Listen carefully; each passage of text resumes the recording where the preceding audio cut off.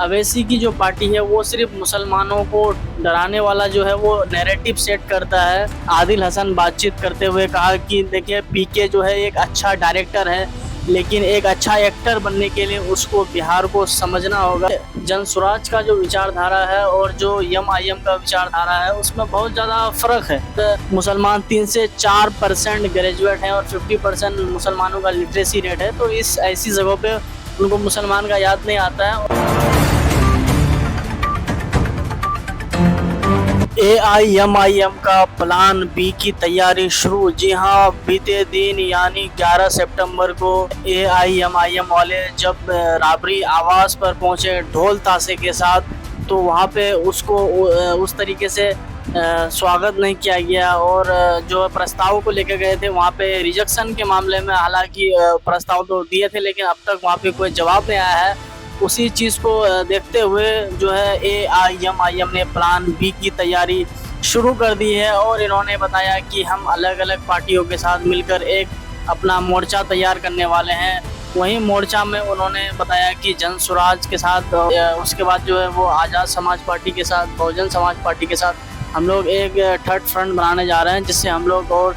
मजबूती से चुनाव लड़ेंगे। वहीं पे एआईएमआईएम के राष्ट्रीय प्रवक्ता आदिल हसन बातचीत करते हुए कहा कि देखिए पीके जो है एक अच्छा डायरेक्टर है, लेकिन एक अच्छा एक्टर बनने के लिए उसको बिहार को समझना होगा। उन्होंने बयान देते हुए ये भी कहा कि जो है हम प्रशांत किशोर की जो है इज्जत करते हैं और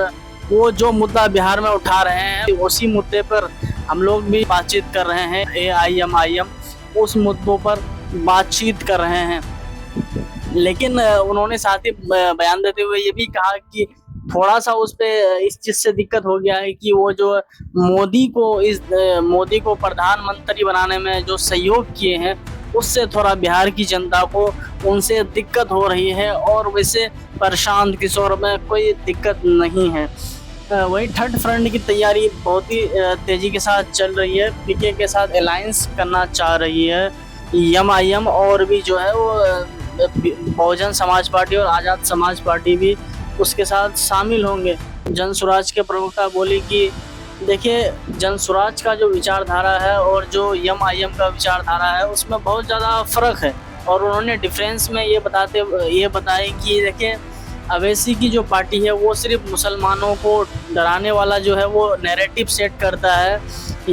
और जो है वो ऐसे सिर्फ चुनावों के समय में ये सिर्फ उसको इसके साथ जुड़ के उसके साथ ये गठबंधन हो के ये करके इनको चुनाव के समय में ये अर्थमेटिक याद आता है। बाकी पहले मुसलमानों के साथ खड़े नहीं होते हैं, और मुसलमान 3 से 4% ग्रेजुएट हैं और 50% मुसलमानों का लिटरेसी रेट है, तो इस ऐसी जगहों पे उनको मुसलमान का याद नहीं आता है, और जब चुनाव लड़ना होता है तो फिर वो गुना भागा और अर्थमेटिक तरीके से ये एक दूसरे के साथ गठबंधन होके किसी तरह पे सत्ता पे इन लोगों को सत्ता पे बैठने का ये है, और इन लोगों को किसी का जो है वो व्यवस्था से इन लोगों को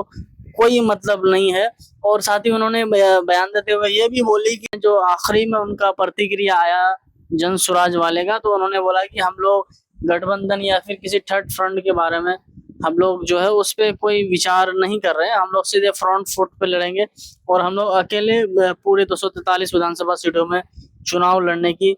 तैयारी कर रहे हैं।